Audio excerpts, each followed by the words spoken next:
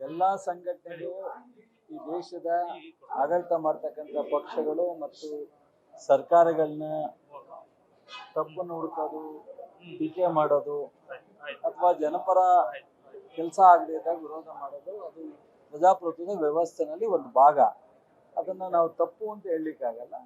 ಅವ್ರು ಮಾಡಲಿ, ಅದಕ್ಕೆ ಆದಂಥ ನ್ಯಾಯಾಲಯಗಳಿದೆ, ಕಾನ್ಸ್ಟಿಟ್ಯೂಷನ್ ಸಂಸ್ಥೆಗಳಿದೆ.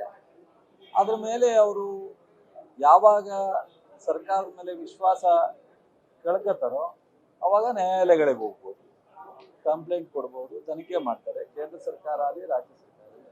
ನಮ್ಮಲ್ಲೀಗ RTI ಸಂಸ್ಥೆಗಳಿದೆ.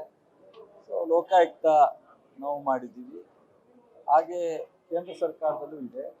ಈ ಥರ ವಿವಿಧ ಕಾನ್ಸ್ಟಿಟ್ಯೂಷನ್ ಅಡಿನಲ್ಲಿ ಮತ್ತು ಸರ್ಕಾರಗಳ ರಚನೆ ಆಗಿರ್ತಕ್ಕಂಥ ಸಂಸ್ಥೆಗಳ ಮತ್ತು ಮುಂದೆ ಹೋದಾಗ ಈ ಥರದ್ದೆಲ್ಲ ಅವ್ರು ನ್ಯಾಯ ಪಡ್ಕೊಳ್ಳಿಕ್ಕೆ ಅವಕಾಶ ಇದೆ. ತಪ್ಪೇನು ಸರ್? ಈಗ ರಸಗೊಬ್ಬರ ಕೊರತೆ ಉಂಟಾಗ್ತಾ ಇದೆ, ಕ್ಯೂ ನಿಲ್ತಾ ಇದ್ದಾರೆ, ಅದಕ್ಕೆ ಏನ್ ಪ್ರಿಕಾಷನ್ ಮಾಡ್ತಾರೆ ಸರ್ಕಾರ? ಈಗ ನಾವು ಪ್ರಿಕಾಷನರಿ ಏನು ವಿಶೇಷವಾಗಿ ನಾವು ಪರ್ಚೇಸ್ ಮಾಡ್ಲಿಕ್ಕೆ ಆಗಲ್ಲ. ರಸಗೊಬ್ಬರ ಏನಿದ್ರು ಆಮದು ಮಾಡ್ಕೋಬೇಕು. ಕೇಂದ್ರ ಸರ್ಕಾರ ಮಾತ್ರ ಎಲ್ಲ ರಾಜ್ಯಗಳಿಗೆ ಸಪ್ಲೈ ಮಾಡಬೇಕು. ನಮ್ಮ ಏನು ಪ್ರತಿ ವರ್ಷ ಮುಂಗಾರು ಹಿಂಗಾರುಗಳಿಗೆ ಸೊ ಅವರ ನಮ್ಮ ಕೋರಿಕೆ ಇರುತ್ತೆ, ಅದನ್ನು ಕೊಡ್ತಕ್ಕಂಥದ್ದು ಸಂಪೂರ್ಣ ಜವಾಬ್ದಾರಿ ಕೇಂದ್ರ ಸರ್ಕಾರ. ಈಗಾಗಲೇ ನೋಡಿದ್ದೀರಿ ನೀವು, ಪ್ರಧಾನಮಂತ್ರಿಗಳು ಸಹ ಹಲವಾರು ವಿಚಾರದಲ್ಲಿ ಅವರು ಈ ಮಧ್ಯಪ್ರಾಚ್ಯ ವಾರ್ ಸ್ಟಾರ್ಟ್ ಆದಮೇಲೆ ಸುಮಾರು ವಿಚಾರದಲ್ಲಿ ಅವರು ಎಕ್ಸ್ಪ್ರೆಸ್ ಮಾಡಿದ್ದಾರೆ. ಅದರಲ್ಲಿ ಫರ್ಟಿಲೈಸರ್ಸನ್ನು ಸಹ ಕಡಿಮೆ ಯೂಸ್ ಮಾಡಬೇಕು ಅಂತ ಹೇಳಿದ್ದಾರೆ. ಇವತ್ತು ವಾಟ್ಸಪ್ಪಲ್ಲೂ ಬಂದಿದೆ, ಫೇಸ್ಬುಕ್ಕಲ್ಲೂ ಬಂದಿದೆ. ನಮ್ಮ ಶಿವರಾಜ್ ಸಿಂಗ್ ಚೌಹಾಣ್ ಅವರು ಸಹ ಇದನ್ನು ಎಕ್ಸ್ಪ್ರೆಸ್ ಮಾಡಿದ್ದಾರೆ, ಕಡಿಮೆ ಯೂಸ್ ಮಾಡಿ ಈ ಕೊರತೆಯನ್ನು ಭಾಳ ಎಚ್ಚರಿಕೆಯಿಂದ ನೀವು ನಿಭಾಯಿಸ್ತಕ್ಕಂಥದ್ದು ಮಾಡಬೇಕು ಅಂತ. ಸೊ ಕೆಲವು ವಿಚಾರನ ಕೇಂದ್ರ ಸರ್ಕಾರ, ರಾಜ್ಯ ಸರ್ಕಾರ, ರೈತ ವಿಚಾರ ಬಂದಾಗ ನಾವು ಕೇಂದ್ರ ಅವ್ರದ್ದಿದೆ, ರಾಜ್ಯ ನಾವಿದ್ದೀವಿ ಅಂತ ಹೇಳಿ ಅವ್ರ ಮೇಲೆ ನಮಗೆ ಆ ಥರದ ನಾನು ಯಾವತ್ತೂ ದೂರ ಹೇಳ್ಕೊಂಡು ಹೇಗಲ್ಲ. ಯಾಕೆಂದರೆ ಕಳೆದ ಬಾರಿ 3.5 ಲಕ್ಷ ಮೆಟ್ರಿಕ್ ಟನ್ ಕಡಿಮೆ ಆದಾಗ BJP ಅವ್ರು ಭಾಳ ಸ್ಪೀಡಲ್ಲಿ ಬಂತು. ಆಮೇಲೆ ನಾನು ವಾಸ್ತವ ಸತ್ಯ ಅಸೆಂಬ್ಲಿಗೆ ಕೊಟ್ಟ ತಕ್ಷಣವೇ ಹಂಗೆ ಕೂಲಾದ್ರು ಪಾಪ. ನಾನು ಆ ಥರ ಹೇಳಲಿಕ್ಕೆ ಶಿವರಾಜ್ ಸಿಂಗ್ ಚೌಹಾಣ್ ಹೇಳಿದ್ದೇನು, ಮೋದಿ ಹೇಳಿದ್ದೇನು ಅಂತ ಹೇಳಲ್ಲ. ಇವತ್ತು ವಾಸ್ತವವಾಗಿ ಕೇಂದ್ರ ಸರ್ಕಾರದಲ್ಲಿ ಕೊರತೆ ಆಗಿದೆ.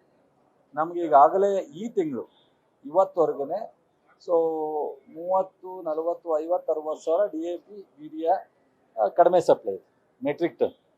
ಸೊ ಅದರಿಂದ ಸಹಜವಾಗಿ ಕಡಿಮೆ ಇದೆ. ಪ್ರಿಕಾಷನರಿ ಏನು ತಗೋಬೇಕು ಅಂದರೆ ನಾವು ರೈತರು ಅಲ್ಲದೆ ಇರೋರ್ತಕ್ಕಂಥವ್ರಿಗೆ ಗೊಬ್ಬರ ಕೊಡ್ತಕ್ಕಂಥದ್ದನ್ನು ನಾವು FIDಯನ್ನು ಜಾರಿಗೆ ತಂದಿದ್ದೀವಿ. ಮತ್ತು ಯಾರು ಕೃಷಿ ಅವಲಂಬಿತರ ಅವರು ಮಾತ್ರ ತಗೋಬೇಕು. ಮತ್ತು ಯಾರು ಎಷ್ಟು ಎಕರೆ ಮಾಡ್ತಾರೆ, ಯಾವ ಬೆಳೆ ಮಾಡ್ತಾರೆ, ಅದು ಆಧಾರದ ಮೇಲೆ ಗೊಬ್ಬರ ಕೊಡಬೇಕು ಅಂತ ಹೇಳಿ ನಾವು ಸೇಲ್ ಪಾಯಿಂಟ್ಗೆ ಮತ್ತು ನಮ್ಮ ಸೊಸೈಟಿಗಳಿಗೆ ನಿರ್ದೇಶನ ಕೊಟ್ಟಿದ್ದೀವಿ. ಎಲ್ಲೂ ತೊಂದರೆ ಆಗಬಾರ್ದು ಅನ್ನೋ ದೃಷ್ಟಿಯಿಂದ ಈ ಥರದ್ದು ಏನಾರ ಮಿಸ್ಯೂಸ್ ಆದರೆ ಅಥವಾ ಹೆಚ್ಚು ಸ್ಟಾಕ್ ಮಾಡೋರಿಗೆ ಅವಕಾಶ ಕೊಡಬಾರ್ದು ಅಂತ. ಮತ್ತು ನಮಗೆ ಈ ಒಂದು ತಿಂಗಳಲ್ಲಿ ಮೀಟಿಂಗ್ ಮಾಡಿದಾಗ ಕೇಂದ್ರ ಸರ್ಕಾರ ಸೇಲ್ ಪಾಯಿಂಟಿಂದ ನಮ್ಮ ರಾಜ್ಯದಲ್ಲೇ ಹೆಚ್ಚು ಖರೀದಿ ಆಗಿದೆ. ಇದು ಯಾಕೆ ಅಂದರೆ ಭಾಳ ಅಡ್ವಾನ್ಸ್ ಆಗಿ ಜನ ನಾಳೆ ಕಡಿಮೆ ಆಗುತ್ತೆ ಅನ್ನೋದ್ರಿಂದ ಖರೀದಿ ಮಾಡ್ಕೊಂಡು ಇಟ್ಕೊಳ್ತಕ್ಕಂಥ ಪರಿಸ್ಥಿತಿ ಹೋಗೋದು. ಅದನ್ನೆಲ್ಲ ಕಂಟ್ರೋಲ್ ಮಾಡ್ತಕ್ಕಂಥದ್ದು ಮತ್ತು ಕಾಳು ಸಂತೆಯಲ್ಲಿ ಮಾರೋದನ್ನು ಕಟ್ಟುನಿಟ್ಟಾಗಿ ನಿಲ್ಲಿಸುವಂಥದ್ದು ಮತ್ತು ಇಂಡಸ್ಟ್ರಿಯಲ್ ಪರ್ಪಸ್ಗೆ ಏನು ಯೂಸ್ ಮಾಡ್ತಕ್ಕಂಥದ್ದಕ್ಕೆ ಪ್ರಯತ್ನ ಮಾಡ್ತಾರೆ ಅದನ್ನು ಕಟ್ಟುನಿಟ್ಟಾಗಿ ನಿಲ್ಲಿಸೋದು, ಇದನ್ನೆಲ್ಲ ಪ್ರಿಕಾಷನರಿ ಕ್ರಮ ತಗೊಂಡಿದ್ದೀವಿ.